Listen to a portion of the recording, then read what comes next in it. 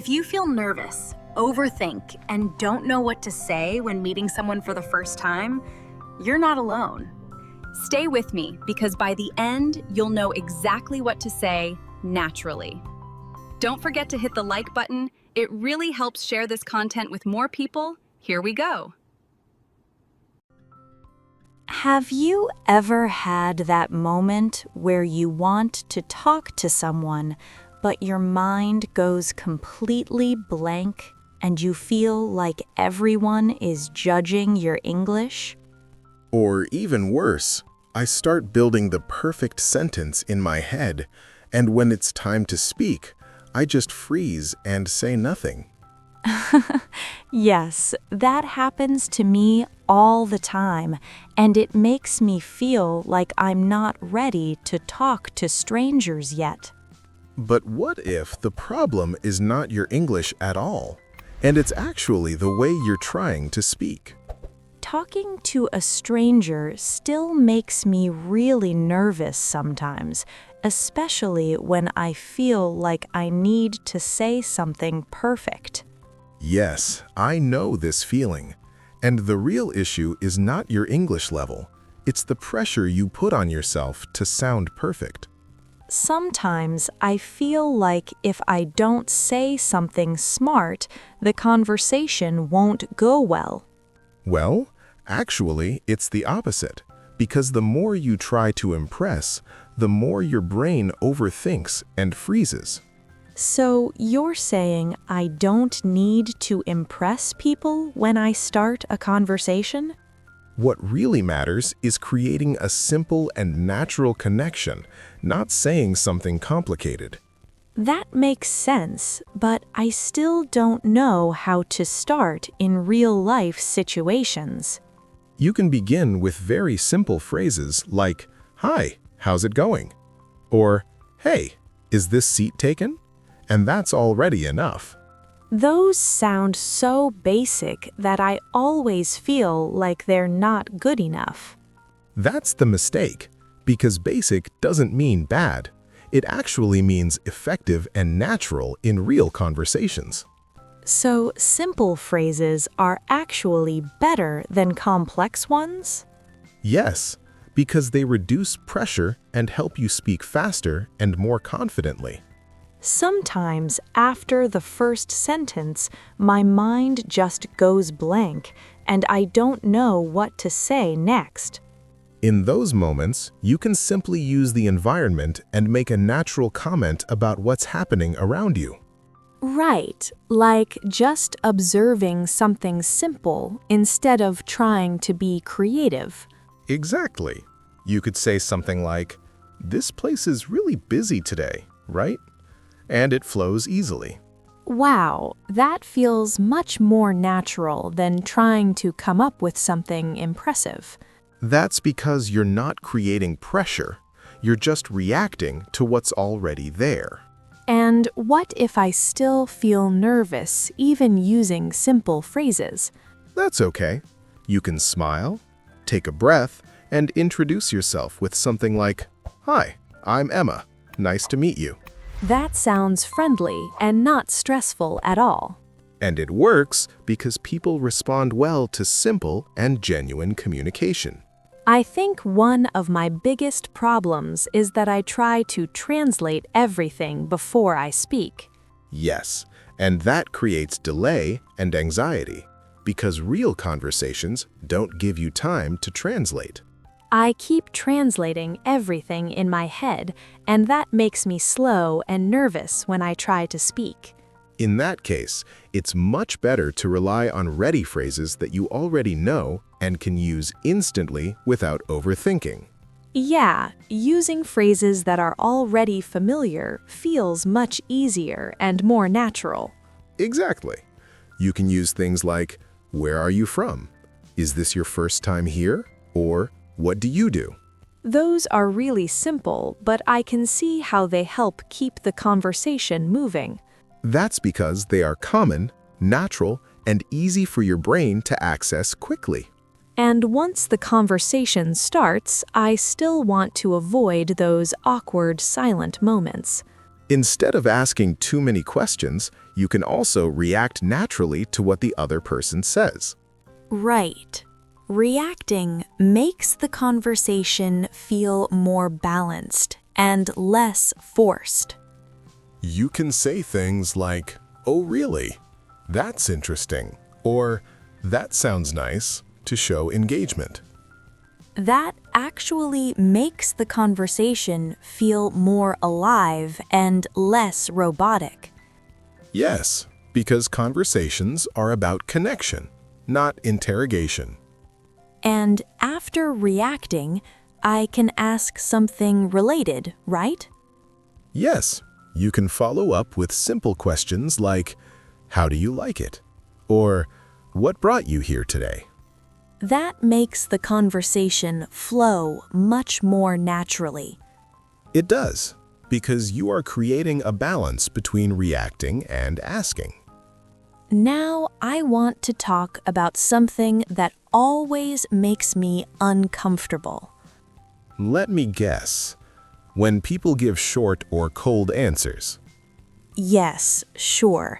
I never know if I did something wrong.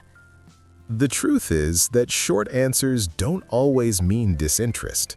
Sometimes the person is just shy or distracted.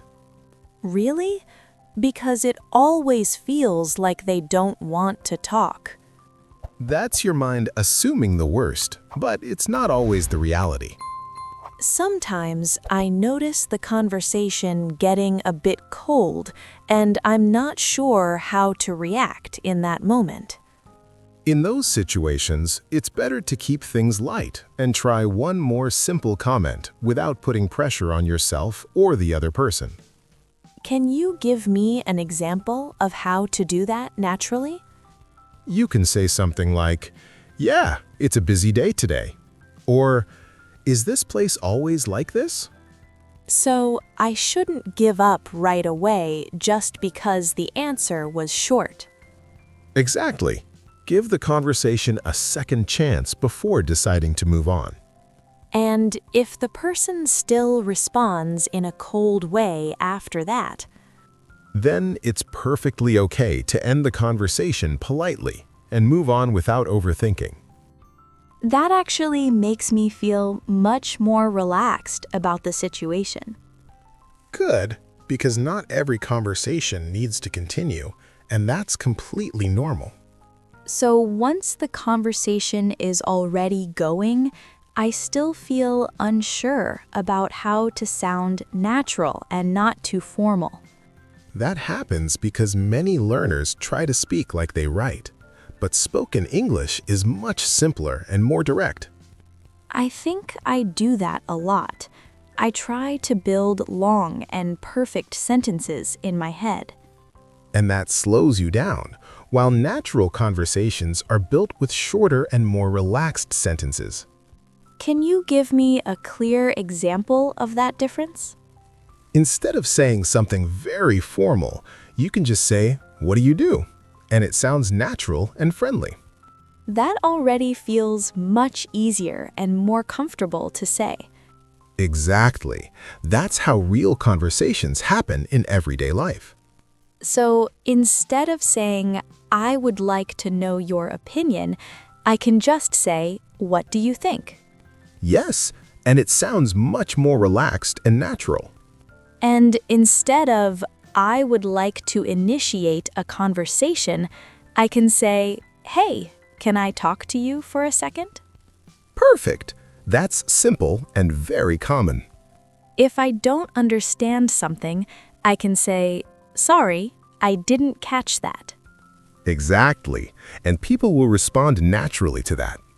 And instead of, "Could you please repeat that once more?"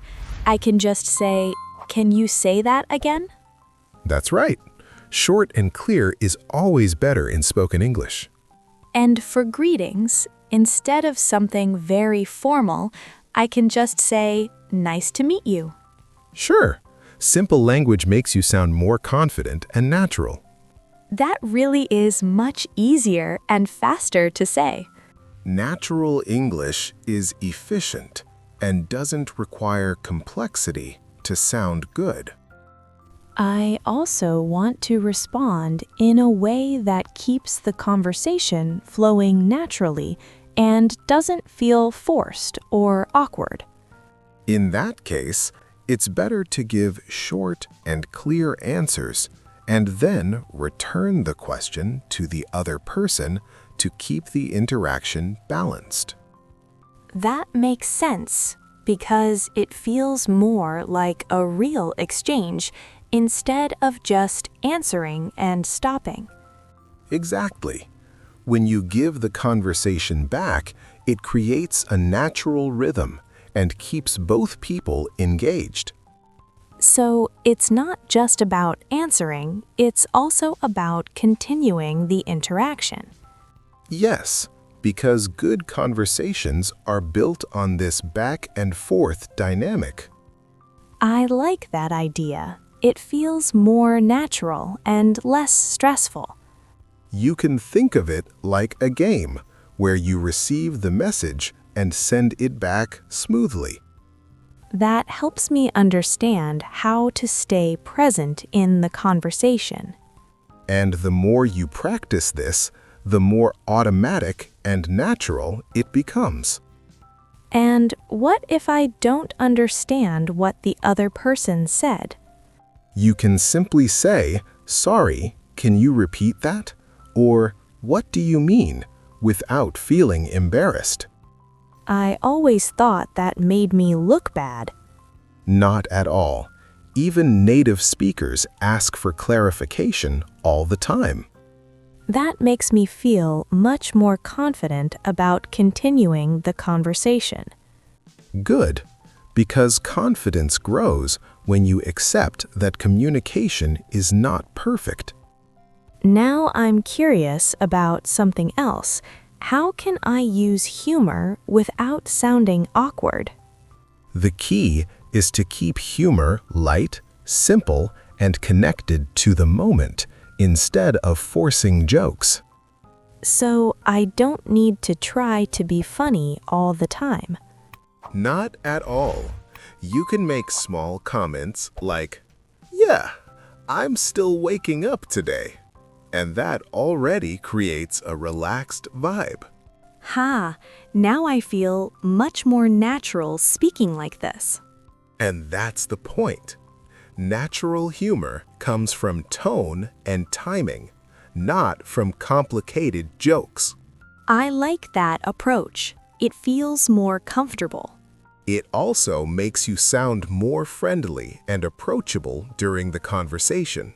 I also want to build a stronger connection with the person during the conversation. In that case, you can react to what they say with genuine interest and simple expressions. That makes sense because it shows I'm really paying attention. Exactly. You can say things like, "That's really cool," or "That sounds fun," or "I've never tried that before." And how do I know if the other person is actually interested in talking to me? You can notice signs like smiling, giving longer answers, or asking you questions back. That sounds easy to observe when I pay attention. Sure. Just stay present and notice how the person responds. Sometimes there's a moment of silence, and I don't know what to do, and it feels a bit awkward. That happens to everyone, but there's no need to panic because silence is completely natural in conversations. Ha, yeah, sometimes I just look around pretending I saw something interesting. Haha, exactly. And that's actually a great moment to restart with a simple comment about the situation. So I can just say something about what's happening around us and keep it light. Yes, you can say something like, "This place has a really nice vibe," and continue from there, naturally. That makes it much easier to recover the conversation without feeling awkward.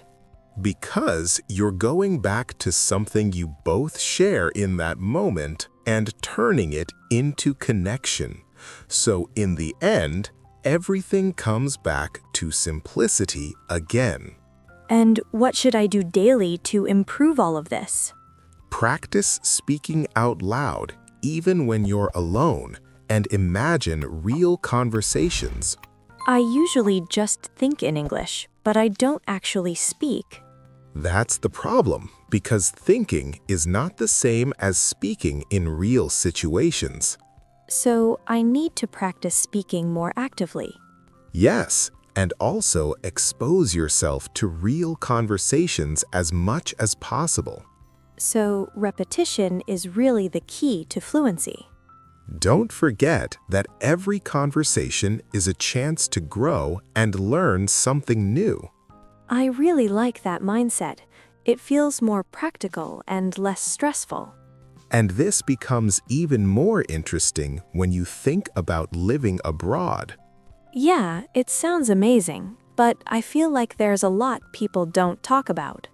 Yes, and there's a side of living abroad that can surprise you if you're not prepared.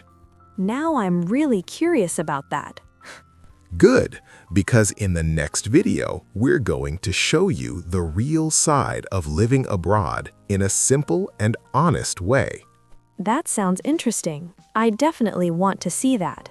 So, click on the next video and let's keep learning together.